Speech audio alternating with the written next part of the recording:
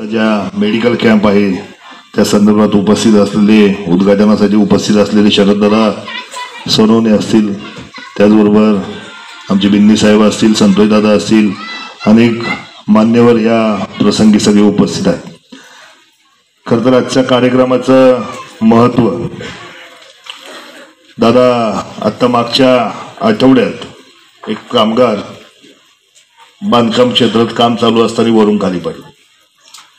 त्याचा आपण इन्शुरन्स त्याचं कार्ड काढलं होतं ग्रामपंचायतच्या माध्यमातून. त्याला त्याचा विमा 35,000 नाही, त्याला जेवढा खर्च आला तो मिळाला ना. 5 लाख रुपये नाही मिळाला, एक्सपायर नाही आला तो. त्याला ट्रीटमेंटसाठी जे पैसे होते ते मिळाले.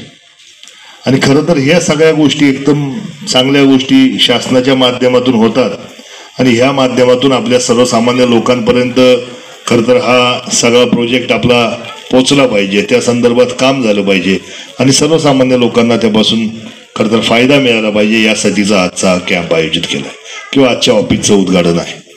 मी मनापासूनच या गोष्टीसाठी बांधकाम कामगार श्रमिक सेनेला मी मनापासूनच धन्यवाद देतो की आपण नारायणगाव सारख्या ठिकाणी सर्वसामान्य लोकांसाठी ऑफिस चालू करताय.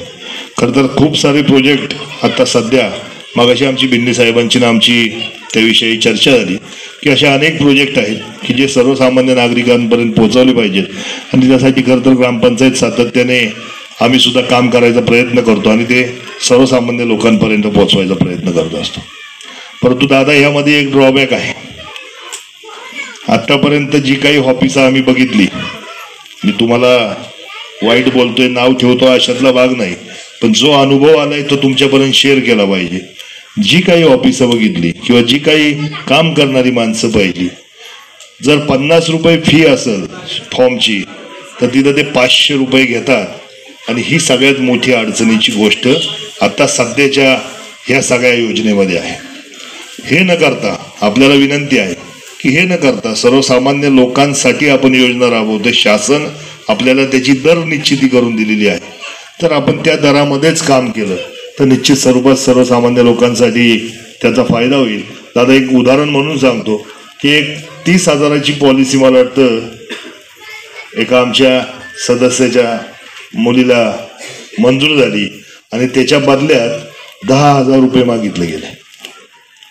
ही मोठी गोष्ट आहे दादा आणि याच्यावर निर्बंध आणणं गरजेचं आहे, कारण शासन योजना चांगल्या राबवते परंतु त्या एजंट लोकांच्या माध्यमातून मात्र प्रचंड प्रमाणात त्यामध्ये भ्रष्टाचार होतोय.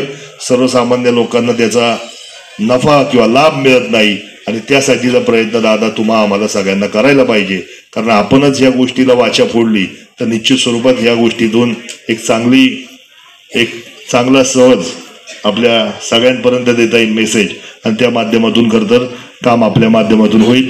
मी पुन्हा एकदा या बांधकाम कामगार श्रमिक सेनेसाठी मी ऑफिसच्या उद्घाटनाप्रसंगी शुभेच्छा व्यक्त करतो आणि यांच्या हातून खरं तर सर्वसामान्य नागरिकांना जे अपेक्षित आहे ते काम निश्चित स्वरूपात यांच्या माध्यमातून होईल ही अपेक्षा व्यक्त करतो. थांबतो. जय हिंद, जय महाराष्ट्र, जय शिवराय.